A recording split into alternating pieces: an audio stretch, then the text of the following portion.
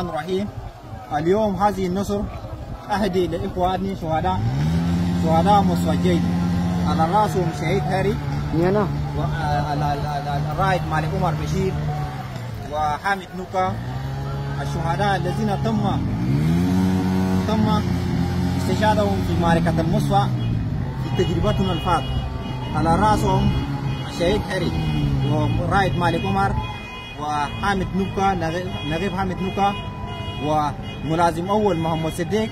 أنا أهديكم هذه النصر، أني ما نسيناكم، وأنا شخصيا زرت بيت محمد صديق وولدت ولده، والآن هذه النصر نهديك يا ابني لقد تحققت المطلوب، وأقسم بالله العظيم أخذنا ثار لم تندم إن شاء الله. وشكرا للشعب السوداني عامة، المروجين اللي يريدون يعملوا فتن بيناتنا، اللي يقولوا ده الشماليين وده الجنوبيين وده الزغاوة.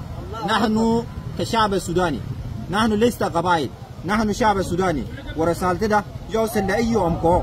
والله وين ينقاق، وين ما تمشوا نحن نجيكم، والله وين ما تمشوا والله. ونحن من هنا بعد اتجاهنا الفاشل مباشر نلحق اخواننا هناك. الحمد لله القياده نظيفه، والحمد لله ساحل الاشاره نظيف، والحمد لله والله البلد كلها بهنا ننفق، والله الحمد لله. وين ما تمشوا نحن حتلقونا نور على فوق. يلا مشتركه، جهاز، جيش، اي شيء، والله كله عشان البلد دي. وين ما تمشوا حتلقونا. الله اكبر، وربنا يجيب النصر. الله اكبر، والحمد لله رب العالمين.